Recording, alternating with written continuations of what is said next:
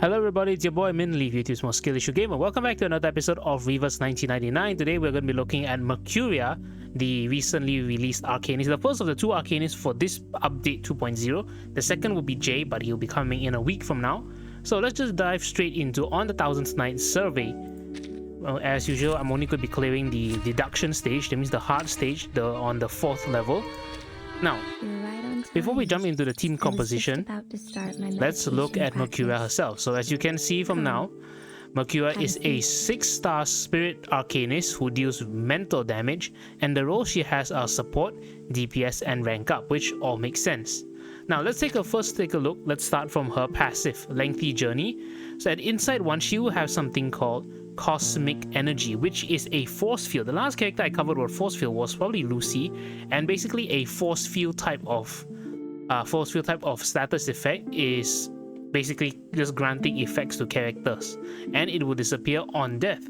So unlike positive status effects that will remain on characters even after the arcanist that cast them is died, force field is something that will persist until the arcanist is dead.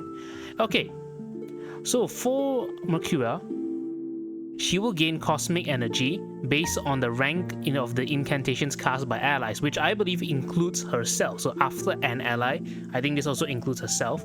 Now, when entering battle, for each ally of the natural afflators, which if you guys don't know, natural afflators means everything but spirit and intelligence, she will gain Moxie plus 1, up to a maximum of Moxie plus 3. Inside 2 we can ignore. Inside 3 basically gives her more bonuses based on the number of stacks of cosmic energy, which by the way, cosmic energy in and of itself will grant damage dealt plus 2%, not attack up, not extra attack, but damage dealt plus 2%. So it's a damage amplification rather than attack increase. Why is that important? I don't know either. So 9 stacks of cosmic energy, she will grant critical damage plus 50%. If she has 16 stacks, she will grant incantation might plus 30%. And at the end of the round, if allies have casted 2 or more rank 2 incantations for that round, gain Moxie plus 1 for self. Let me tell you right now, this Inside 3 didn't make me appreciate Mercuria more. It made me appreciate her less, and it made me appreciate Marcus a lot more. I now really wish I had Marcus' portrait too, but never mind about that. Let's continue on to her actual ability. So her first incantation, Restless Souls, is an attack dealing mental damage and recovering some HP, which by the way guys, don't rely on this HP recovery, it's not enough according to Reddit. For each rank 2 or 3 incantation in the AP area, action points, that means the incantations that you have casted, deal an additional 30 or 50% mental damage up to maximum of 250%. So actually no, I just realized that in the AP area, I think it means the entire incantations, because if you look at this, 30 to 50% up to a maximum of 250%. All I can say is that you need at least 5 incantations, and the maximum you can cast is like 4 or so, right? 4 in a 4-man team. So yeah. Moving on, her second incantation, Self-Focusing, is a mass buff, grant critical rate plus 30%, which by the way, critical rate is a positive status. Looking here, okay, there's no positive status here, but positive status as a concept is quite important. I'll show you why. Gain 6 additional stacks of cosmic energy, which again is a force field type status effect to all allies for 2 rounds. So 1 is a buff, 1 is an attack, so we can see her DPS and also her support role. Now let's look at her rank up role. In her ultimate, Mass Attack, dispel 2 random stats up and positive status effects on all enemies, then deals 400% mental damage. Grants rank up to all allies for 2 rounds, which again positive status. I believe Mercuria is actually the first rank up arcanist. I think so. I mean, if there's another rank up arcanist, you guys will have to let me know, because I don't remember that. But anyway, rank up is considered a positive status, and what it does is that when an incantation is being calculated, its rank is increased by an extra 1. Don't forget this clause though, and incantations' inherent effects are unaffected. What this means is that, for example, in Mercuria, when she calculates, right? She calculates rank 2 or rank 3. If, let's say, after you cast rank up, and then she casts a 1-star, this one, 1-star Restless Souls, the damage dealt is 160% mental damage and not 240, okay? So, with rank up, 1 star will only cast 160%, not 240%. 2 star will only cast 240% and not 400%. But when she's calculating this part, you see, for each rank 2 or 3 incantation in the AP area, all the other incantations that are rank 1 or rank 2 are calculated as rank 2 and rank 3, but they will only do things that are stated in rank 1 or rank 2, okay? Like I said, it won't change what the incantations do, it's just how they are calculated. I mean, in coding terms, they probably just add a 1 somewhere, just plus 1 somewhere. So yeah, that is what rank 1 does. And also you will realize that I've been talking a lot about force field and positive status is because of her, based on her Psy Cube. Now, Psy Cube is, if the carrier has both stats up and force field, stats up we already said is, hold on. That's, oh wait, no, this is not stats up. I think this is stats up. Critical rate plus 30% is her stats up. So if your stats up and force field, which she has, when attacking, critical rate plus 12%. If the, oh god, my voice. If the carrier is of the primal afflators, which primal afflators is spirit intelligence, she will deal extra damage. Oh no, after casting a mass buff, yeah, after casting a mass buff incantation, which is her second incantation, gain incantation might plus 2.5% and ultimate might plus 2.5% stackable, which is great, honestly. But it has some very specific ask of you. They want both stats up and force field and primal. So that is what Mercuria has. And now let's look at the team that she's offered. For this, I'm going to choose Villa, Marcus, and Kakane, remember, because she wants to have primal afflators, meaning anything but the, natural afflators, that means anything but spirit and intelligence. And I believe this is actually a pretty good team. In fact, I think a lot of people, some people have recommended this. Also, the boss for this little showcase is going to be Isolde. Okay, let's begin off as usual. Let's do a mass buff. This is a force field. You see force field is on. Everyone has bonus damage dealt, which is good for Marcus because she's my DPS. Okay. There's a buff Marcus as well.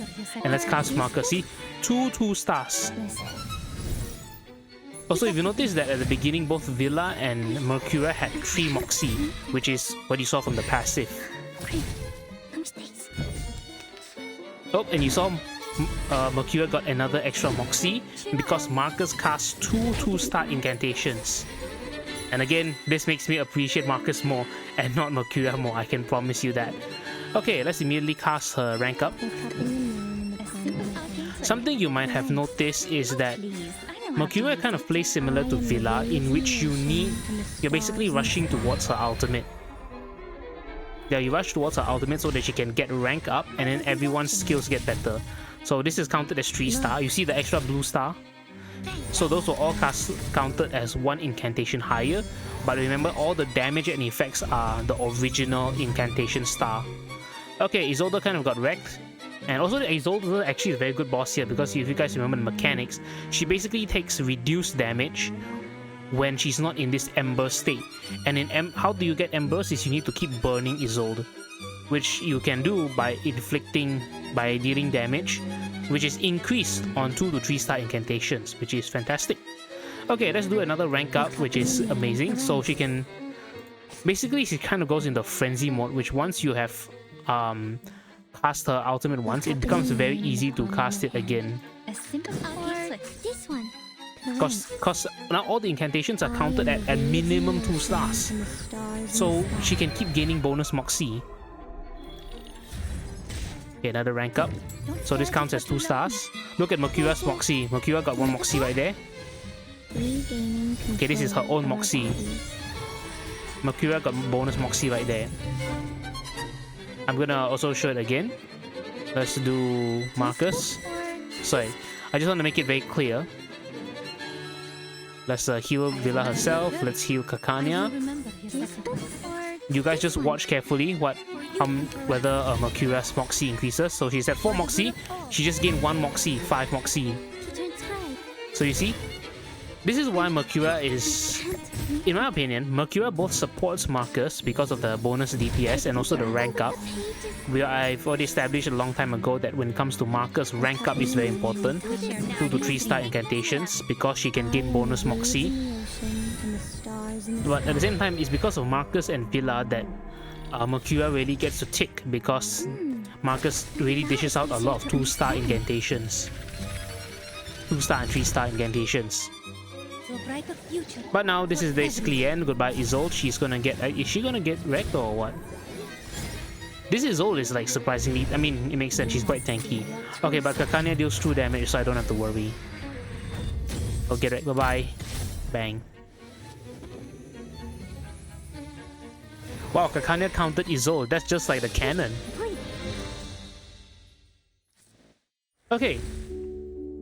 But yeah, that basically brings me to the end of this short video. Again, Mercuria to me really doesn't stand out too much, and honestly, getting her portrait is kinda important. Like, at the very least, portrait 1. Why? Because at the round, if 2 allies have casted 2 or more rank 2 incantations, gain Moxie +1.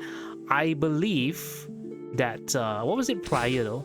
I don't know what it was like prior to this, because I can't go backwards in time, but Portrait 1 is needed, and Portrait 5 can also be useful because you see, extend the cosmic energy +1 round. So, like I said, it really doesn't make me appreciate Mercuria more because she seems to be very portrait dependent. Like I said, if anything, she makes me wish I had pulled for Marcus more, at least to Marcus Portrait 2, because Portrait 2 is actually a very good cycle. Portrait 4 is not really necessary, but Portrait 2 is like a very good cycle. Hopefully if there's a rate up banner for Marcus next time, I will pull her. But in short, if you want to use Mercuria, I would recommend you can also give her Psycube, which is not here. Oh, there it is. There's Psycube. When it comes to Mercuria, I would say just slot her into the Marcus team. She can replace Lucy, she can replace Six, she can replace Windsong or 37 on a 4-man team, but I mean, to be honest, you should run those in their own star team. And yeah, if you want to use... I personally would say don't need to pull Mercuria, don't need to pull or build Mercuria, because in the future, Argus is coming as another plant Arcanist, and I would rather use her instead.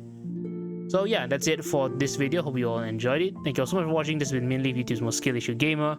Wishing you well and have fun and good luck with your Mercuria pulls. Bye bye.